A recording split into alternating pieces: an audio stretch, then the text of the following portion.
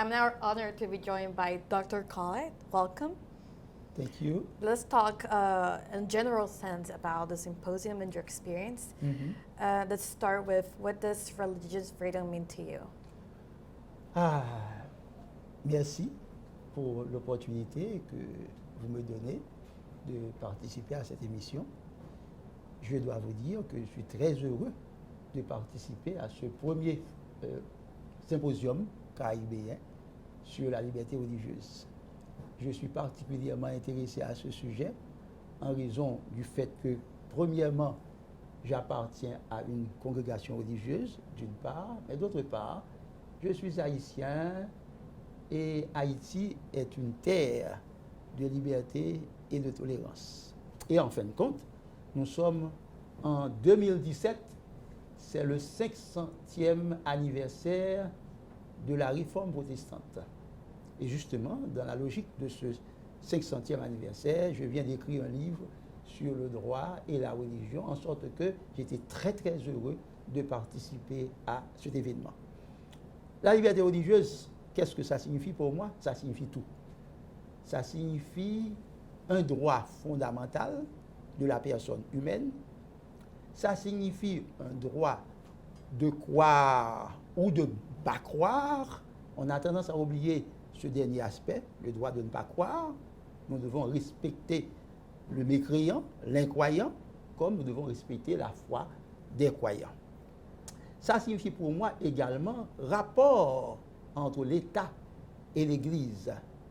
Rapport qui doit être équilibré, bien sûr, d'abord entre l'État et l'Église elle-même, dans une vision de séparation des domaines, un domaine spirituel qui appartient à l'Église, un domaine temporel qui appartient à l'État, et puis il y a des domaines qui sont transversaux, qui appartiennent et à l'Église et à l'État, comme le social, comme la santé, comme l'éducation, comme toute autre chose qui ont rapport avec la vie de l'homme en société.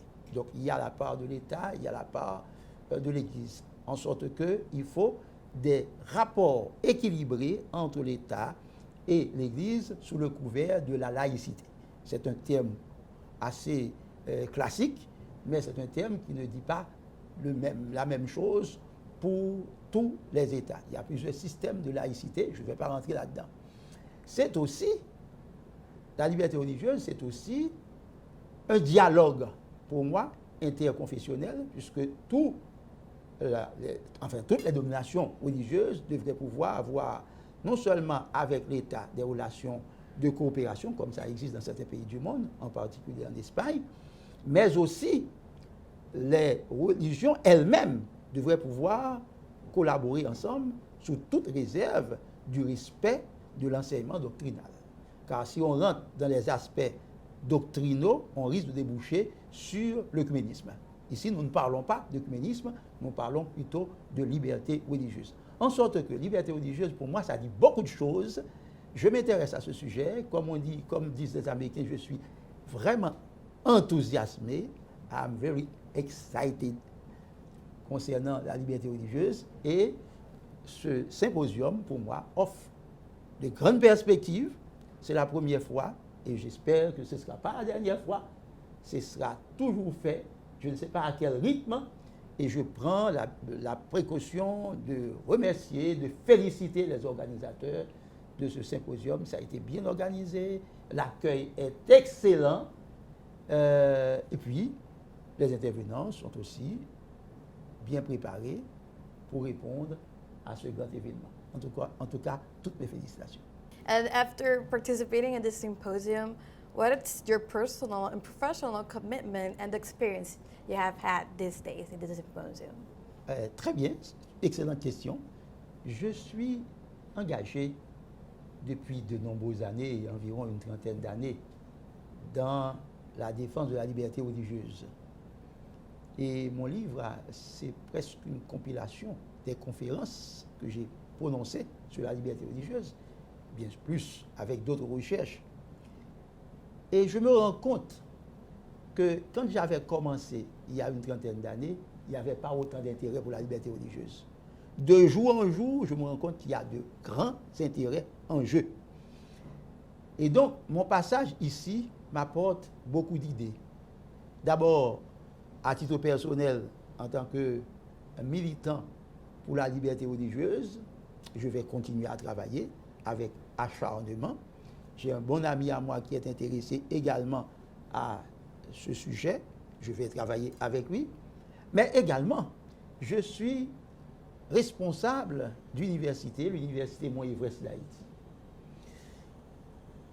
Et cette université a une faculté de droit.